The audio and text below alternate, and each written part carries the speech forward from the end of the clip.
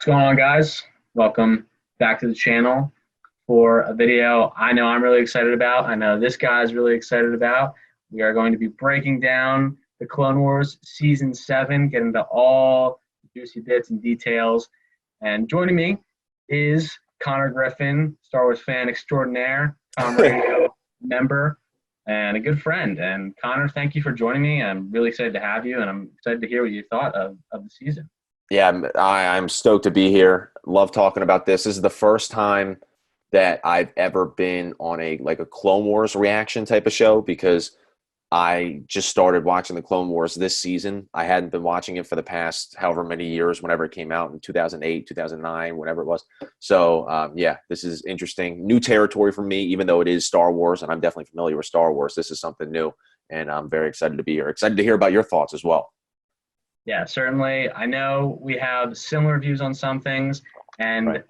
other things we'll have some good discussion.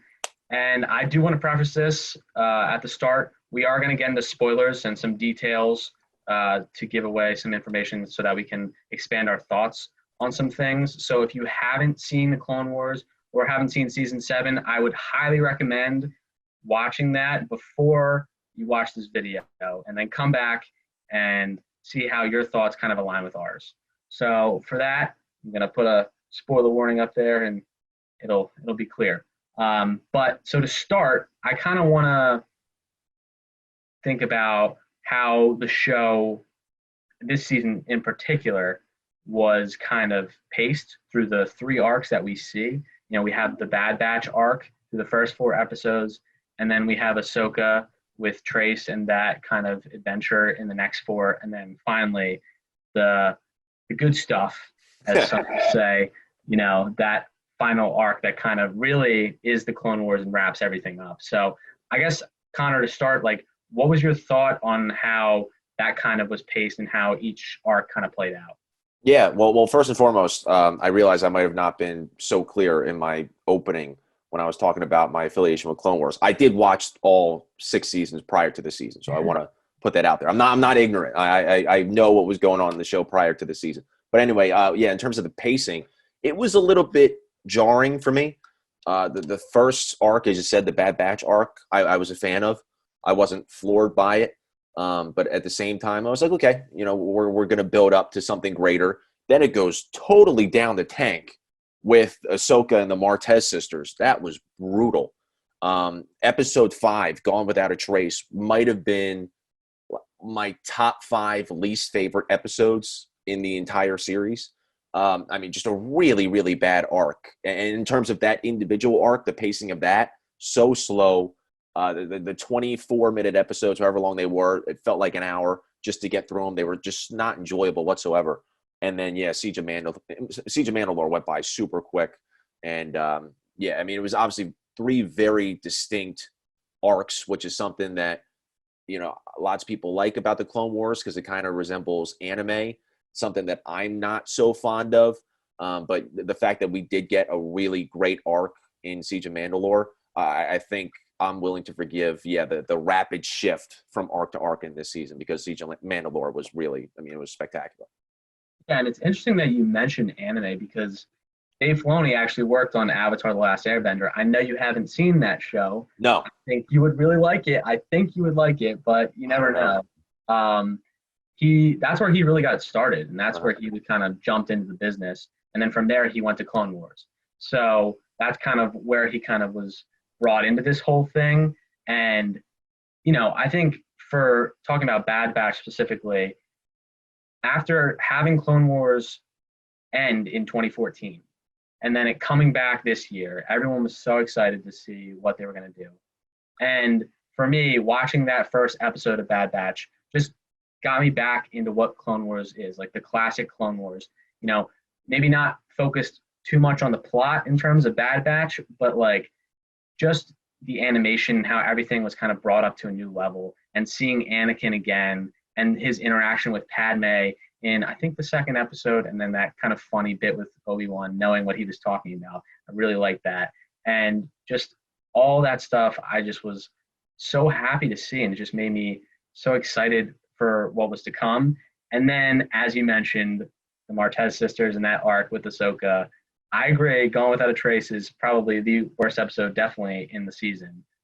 It's definitely up there in terms of worst episodes of the show. I just didn't like it at all. And then kind of to throw it in the middle of the season, it's just kind of didn't really make sense.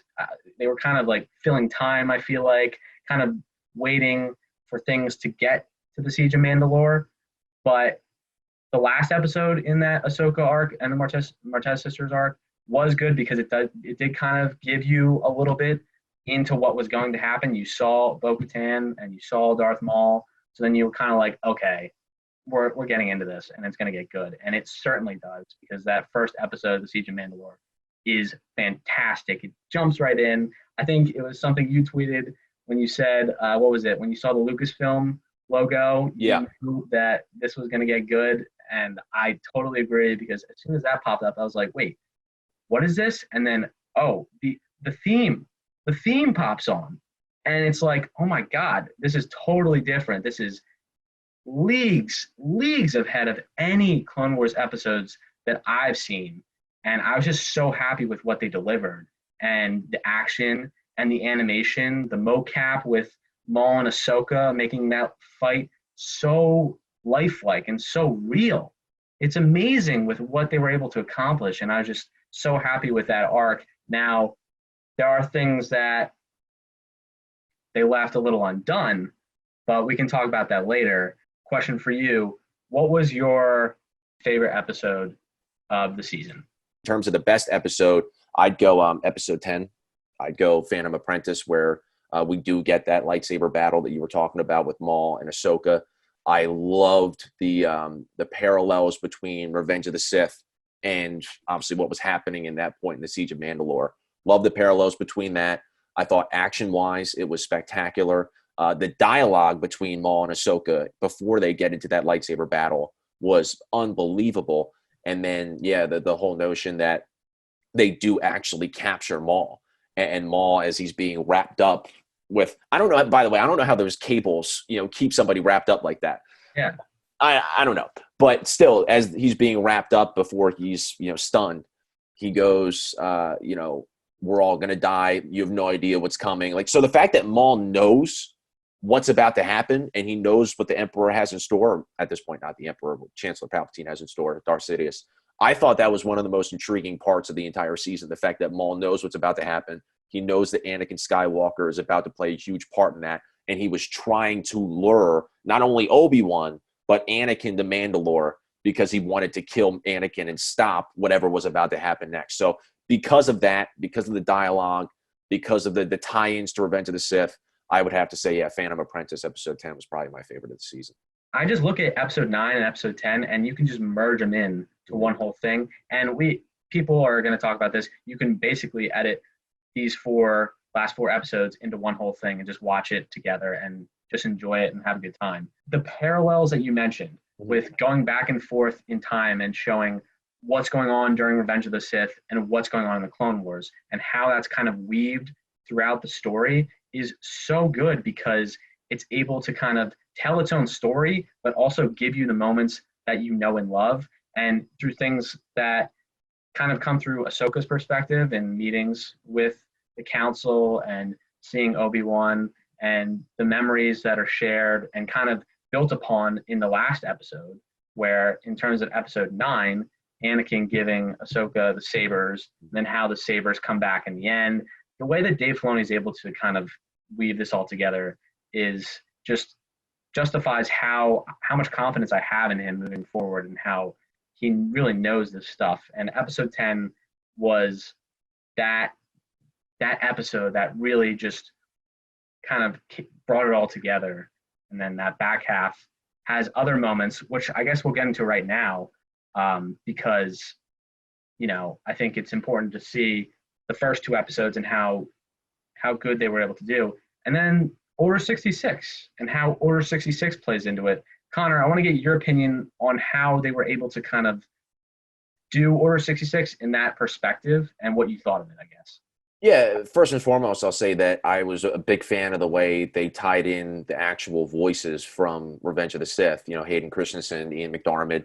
Especially, I'm pretty sure the voice of Emperor Palpatine in the Clone Wars, Ian Abercrombie, passed away a couple years ago. So, in my opinion, the episodes without his voice, with whoever filled in for him, they just haven't really been the same. So it was cool to see Darth Sidious with the Ian McDiarmid voice. That was definitely a familiar treat. And yeah, I liked how they brought in Anakin and Mace Windu and all that stuff that Ahsoka is feeling. I will say about Order 66, and I was talking to a buddy of mine about this because we were button heads. I know Order 66, obviously from Revenge of the Sith, as this huge galactic conflict with huge stakes that, I mean, really, they're just massive, and they have a huge impact on the galaxy as a whole. This obviously was much more contained because we were just sticking with one character on one ship and who knows where. So that, to me, that might be why some people liked the way it was incorporated, into this movie. And not into this movie. It really is a movie, the 4-episode arc. But into this episode 11, some people might like that it was contained because it was a new perspective on Order 66. They didn't need to see what was going on Utapau or what was going on Mustafar or anything like that because we've already seen it in Revenge of the Sith. To me, though, it was like something I was waiting for. Like, yes, this is going to be so epic, Order 66. And then we got to it. And while we did have the initial moment, the conflict between Rex and Ahsoka, which was really, really good, after that, I was like, okay, I'm not feeling the stakes. I'm not feeling what I felt when I was watching Revenge of the Sith. And that, to me, was a little bit of a bummer. I was not a huge fan of the way Order 66 was executed, no pun intended. So, yeah, I was just like, yeah, it's okay. And then going on in that episode, too, when all the clones were trying to track down Ahsoka, that episode, to me, got a little bit cartoonish with the droids, coming in, and you had the knockoff. I haven't seen Rebels. I went back and binged all of Clone Wars. I haven't gone back and watched Rebels yet. But the knockoff Chopper, that droid, I was like, okay, that's a little bit too cartoonish for me. And he's like saluting and everything. I was like, this is supposed to be Order 66. This is supposed to be Jedi dying. Like, I don't want to see that. And then, sure enough, we would go through the entire episode, not getting a sense. They had been cluing us in as to what was happening in regards to the events of Revenge of the Sith in episodes 9 and episodes 10. But then they really stopped giving us updates as to what was going on. Like, Ahsoka never found out that, Obi-Wan had found a way to escape and was now with, Yoda up in the sky. Like, we didn't find any of that out from Ahsoka's perspective. It just lacked the tie to the rest of the galaxy. Again, like I said, it was contained, which some people may like. I was specifically not a fan of that portion. So I thought it could have been done better, but still, I mean, I didn't hate it. I didn't think it was like a drawback for me, of the entire season. It wasn't a reflection of, how bad the episodes were, how bad the season was. I was like, yeah, okay, it happened. Listen, I totally get that, and that's a very valid opinion, and I think that I would have loved to see that too. I would have loved to see that incorporated on a larger scale and kind of depicted in kind of more of a grandiose way. I think would have made the episode even more epic. But I want to point out one thing that I loved. You mentioned pretty much everything that I enjoyed, the voices and kind of flashback in that sense, kind of used in a creative way. But also that one scene where Rex gets the order and you could see his eyes, his pupils dilate in, and he knows it's time.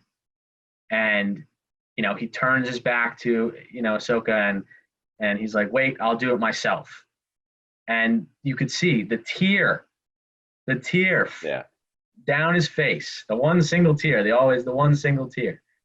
And you could tell the emotion that was put into that scene specifically and the intensity. You can kind of look at it, as you mentioned, Connor, them showing all this stuff throughout the galaxy. Like, we've seen bits and pieces through different sorts of mediums. We've seen the large scale in Revenge of the Sith. In Jedi Fallen Order, we see it in a different way in the video game. Mm-hmm. So throughout, we kind of get different visualizations in different places.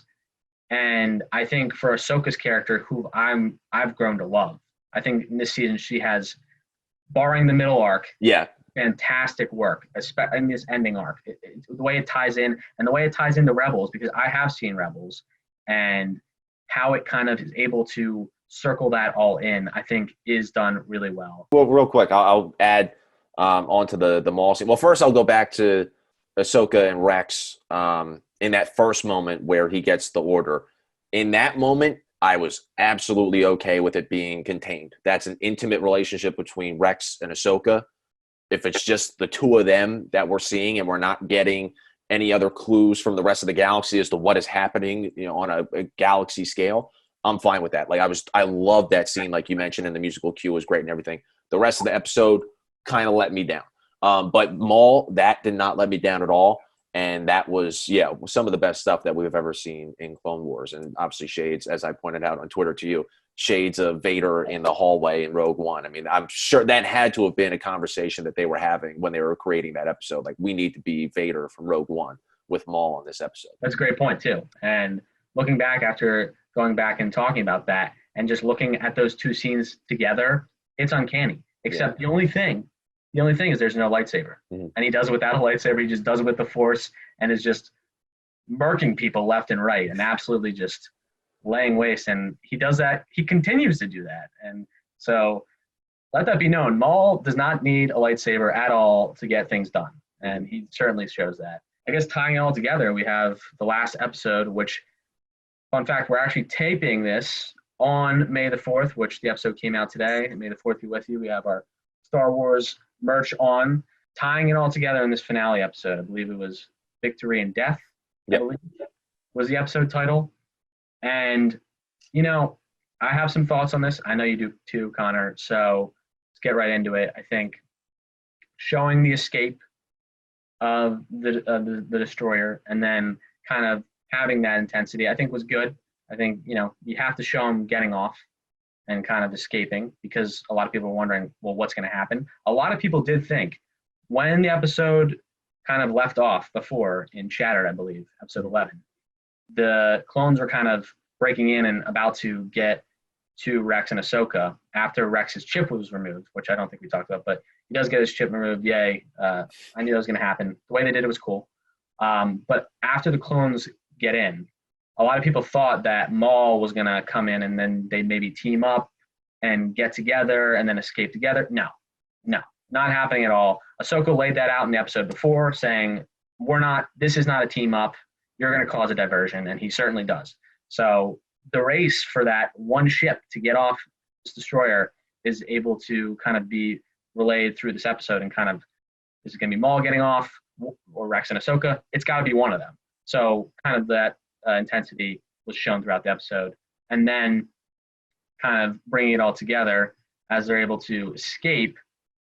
I think that showing the parallels of Ahsoka laying down her weapons that Anakin gave her, and the way that was done, I think, was very emotional, and then kind of relaying what's going to happen, how are they going to end this thing? And I had a feeling it was going to be Vader, and it certainly was Vader, and I do love that, and the parallels of him approaching exactly where Ahsoka set her weapon down, showing them do that parallel, I think was a good way to end the series. So I want to know your thoughts, Connor, of kind of everything, and let me know what you were thinking. Yeah, that specific moment with Vader picking up the blue lightsaber, it was even more impactful when I read afterwards that, because I had always wondered, like, what went into why Ahsoka changed from green lightsabers to blue lightsabers. And I found out that it was actually Anakin, in the time that Ahsoka had left the Jedi Order. He was the one who tinkered with the kyber crystals in Ahsoka's lightsabers and turned them blue. So for him to ignite it, at the end as Vader, it was the lightsaber that he had tinkered with himself as he was missing Ahsoka because she was gone. Now he's missing Ahsoka again, igniting the lightsaber. So that was very impactful. Overall, the episode, and I think that we disagree on this, it was very underwhelming for me. I thought the fact that it was only really 20 minutes from the time the beginning, like the very first shot of the action started, and then the end credits, it was only 20 minutes. I thought that was a joke. I could not believe they made it that short. On top of that, I don't know, man. I think kind of goes back to my critiques, if you could call them, of episode 11. The stakes of it all just really weren't hitting me. partially because you know that Ahsoka and Rex and Maul, for that matter, you know that they all survive, and the way that they portrayed how they got off that ship, Maul, how he got off the ship, that was dope. How Ahsoka and Rex got off the ship, it wasn't enough to make it worth, because like I said, I already know that they're going to survive. So you really have to like overwhelmingly, wow, that was so sick how they got off there to make me care, because I don't really care. I know that they're going to make it off just fine. And yeah, the way that they did it, I was like, yeah, okay, that's not the greatest. Again, kind of going back to the cartoonish, the whole thing about the lifts, you know, they're getting the droids to bring the lifts up and down and everything, and you got clone troopers going, oh. I was like, I don't know if I like that. And yeah, I was hoping too. I was hoping for more with Ahsoka and Maul. I don't know. I thought that was a little bit thrown to the wayside. A couple other things that I wasn't so happy about that they weren't discussed, or at least brought up. I would have liked to have seen Ahsoka hear all the stuff that had went down across the galaxy. I don't know how you'd be able to find that out. Maybe Obi-Wan finds a way to contact her. I was shocked that Obi-Wan wasn't in the final episode of the Clone Wars, especially considering, you know, what would you agree that the main trio of the Clone Wars is Obi-Wan, Anakin, and Ahsoka, and Obi-Wan was nowhere to be found. That was really odd to me. I would also say I was expecting more. I thought, and I'd seen this in a review online, and I was like, oh my goodness, we're absolutely going to get this. I thought that we were going back to Mandalore at some point. You might have seen this too. It's all the same review, I think. Yeah. I thought we were going back to Mandalore because, and yeah, I'm going to describe it for, you know what I'm talking about, but for people who may not know, in Mandalorian, and the last episode when Moff Gideon is essentially interrogating Mando and Greef and Cara Dune through the wall, he's essentially saying, he's calling out the Mandalorian, calls him by his name, Din Djarin, and is like, maybe you remember the songs of the Siege of Mandalore, where the Empire laid waste to Mandalorian recruits and essentially slaughtered everybody in the Night of 1,000 Tears. And he says specifically, that is a part of the Siege of Mandalore. So we're in the middle of the Siege of Mandalore arc. Why do we not get the Night of 1,000 Tears? That was shocking to me how they left that off the table, especially considering Dave Filoni directed part of Mandalorian and was, I believe, an executive producer of the show. I mean, he was involved in it heavily. And yeah, we didn't get that. So that was odd to me. And also, I don't know exactly where Ahsoka goes next from here because I haven't seen Rebels. So for me, as I was watching that episode, I was like, okay, well, what happens with her?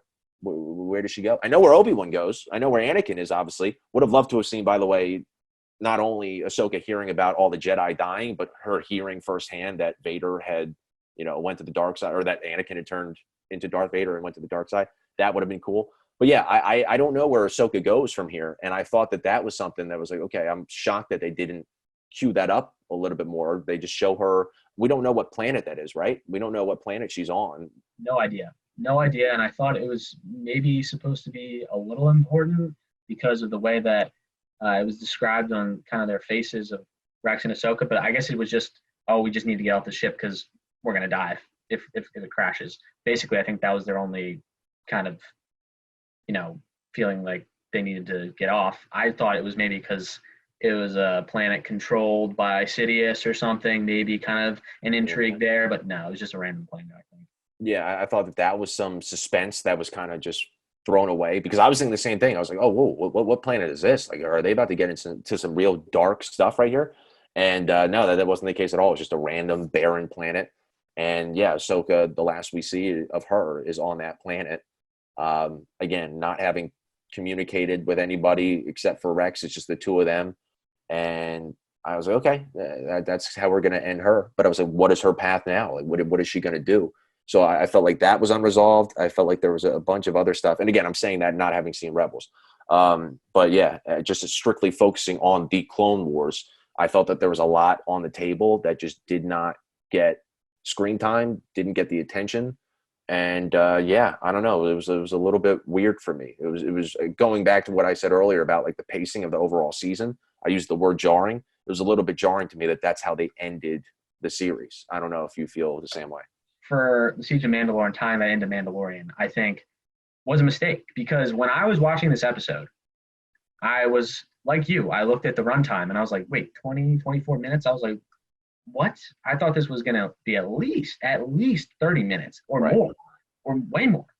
And, I was kind of like, okay, get off the ship and move to Mandalore. Get off the ship and move to Mandalore. And I'm like, by the time they get off the ship, there's like 5 minutes left. And I'm like, all right, we're not getting Mandalore at all. And I think that was a missed opportunity, because the way that it's described in the show by Moff Gideon, like you said, and having that would have been so cool, because you see when Ahsoka leaves, you see all the clone troopers there.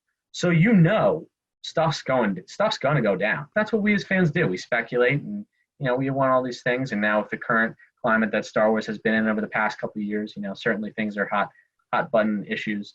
But I do think, I agree, this is some of the best Star Wars. In those two episodes, in 9 and 10 specifically, I was just like, this is bringing me back to when I was a little kid and watching Empire or watching Return of the Jedi or New Hope or any of that, and just kind of like falling in love with it again. And for that, I think they did great work. There are problems. No show's perfect, but I think that they were able to kind of bring back that old kind of type feeling of Star Wars, and bring it back to what it was. So that's my final thoughts. Connor, anything you want to add? Anything that stood out, or anything you want to bring up again? I'll just end it with this and say, obviously, as I established at the beginning, I never watched Clone Wars growing up. I binged it specifically for the purpose of being able to watch the final season, kind of like what I did with Game of Thrones. I hadn't seen Game of Thrones, but I wanted to see season 8 and know everything. So I binged that. And maybe that's why I wasn't as impacted by the ending, because I haven't been with this show since I was 8 years old, 9 years old. But that being said, this season did have me really invested, even in the episodes that were not good. I was very invested, and I couldn't wait to watch every single week. And yeah, it could have been better. It could have been a little bit less weird in some places. But overall, yeah, I was very happy with this season. And I'm very glad that I decided to go back and watch all the old episodes and then be ready for this season, because, yeah, it paid off tremendously for me. And it really made these characters that I had grown up with in the movies much more complex, much more three-dimensional. And we got obviously some great new characters in there as well, primarily Ahsoka. And seeing Darth Maul back again was phenomenal. So all in all, yeah, very, I guess, excited and very overjoyed that I got to witness this. So it was great. I'm sure that Connor and I will talk more about things that come out in the future. Connor, thank you so much for coming on. Thank you. Yeah. Really appreciate talking Star Wars. This guy, great knowledge and has some great takes. So I'll pop down his stuff down below in the description to follow him. He's a great person to follow and has some really good insight. So for that, kind of wrapped up our feelings on Clone Wars. Clone Wars is done, but there will be many, many more things coming out in the future, and we're here to break it down. We're here to talk about it. So tune in for more stuff each week. And for that, guys, I appreciate y'all watching. Give a like if you enjoyed, and I'm out, guys. Peace.